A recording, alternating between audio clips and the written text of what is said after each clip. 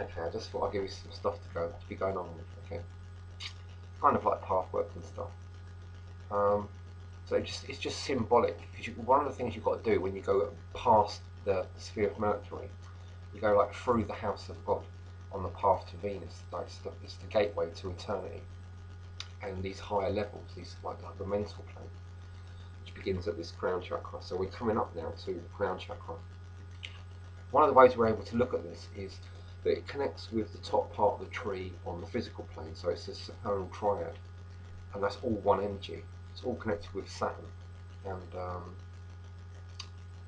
at the highest realm that we can get to. So it's going to be like severe in certain respects. So you've got to do this alchemical work. So it's,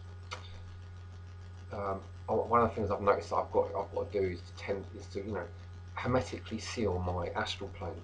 That's so that means having very little to do with people. I have to stay indoors. Generally, not go out much in the daytime when there's people around. While this process is going on, it's sort of like it's quite delicate, and people will try and interfere because they can sense stuff going on, and they'll just try and interrupt you, and they'll be really curious. They'll give you really intense looks to try in the aura, see what's going on, because they've very rarely ever seen this stuff going on before. It's best to stay away from people. Okay, right.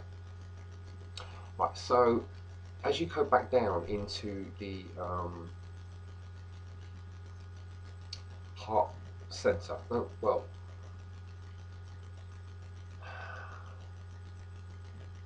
you sort of have to go back down. Yes, but you could look at it in terms of like the moon sphere, where we are now in this throat chakra, and but also lower down, like in your body, your sacral chakra, like a white horse waiting for you, like to take this journey now back up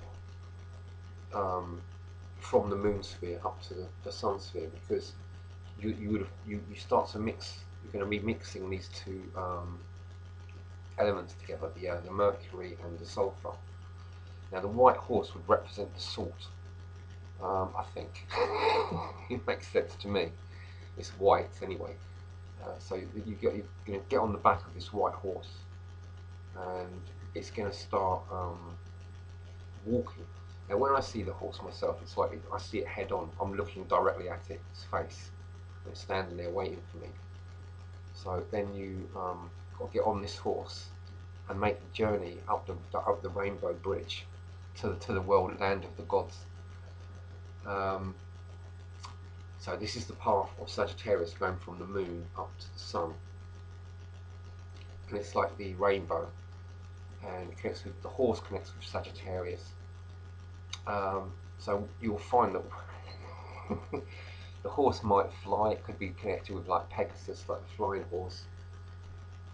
You'll get a feeling of like perhaps flying when you're. The hooves like can be connected with Vulcan and the hammer of the forge. The sound of the hooves on this horse, and it goes over the rainbow bridge, and then at the end of the journey, you'll find that you're no longer like just the rider of the horse. You actually become one with it.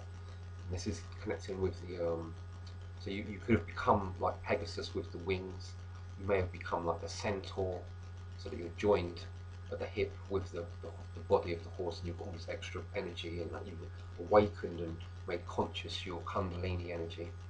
It's one way of looking at it. Or you could be like the unicorn, with your magic wand, of the caduceus. Depending on how one of the underworld has made what is made for you, or it could be, I don't know, something else.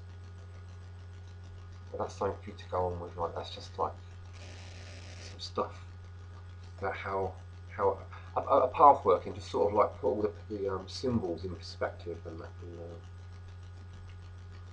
so to show how they sort of work together. I don't know if that's an actual path working that's been written down, but it's just one that's sort of ad-libbed.